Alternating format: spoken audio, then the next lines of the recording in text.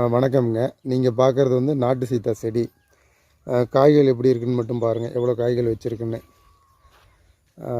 இங்கே உள்ள மனநிலைமை எப்படி இருக்கிறாங்கன்னா,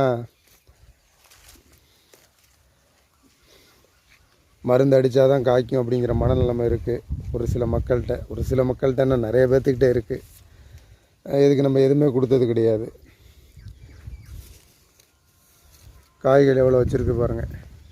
இயற்கை உரங்கள் கூட கொடுக்கல.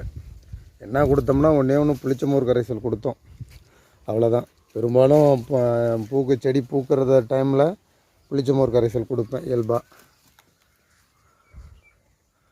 பாருங்க, கிட்டத்தட்ட இந்த செடி ஒரு 3 வருஷ செடி. ஒரு 60 காய்கள் பக்கம் 60 காய்க்கு மேலேயே இருக்குது.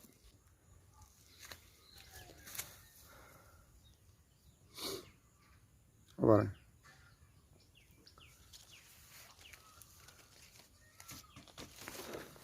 இது ஏன் அது ஒரு பதிவு உங்களுக்கு போகிறேன்னு வச்சுங்க. ஏன்னா வந்து பல மரங்கள் காய்க்காது, வாங்கி வச்சுட்டா சும்மா தான் இருக்குங்கிற எண்ணங்கள் இருக்குது. இது ஒரு 3 வருஷ செடி.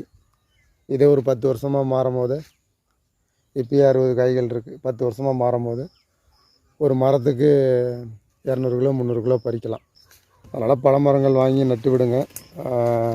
1-2 இருக்கிற மாதிரி நட்டு விடுங்க வீட்டில். இது என்ன பெருசாக இடம் இருக்குது பார்த்தீங்களா?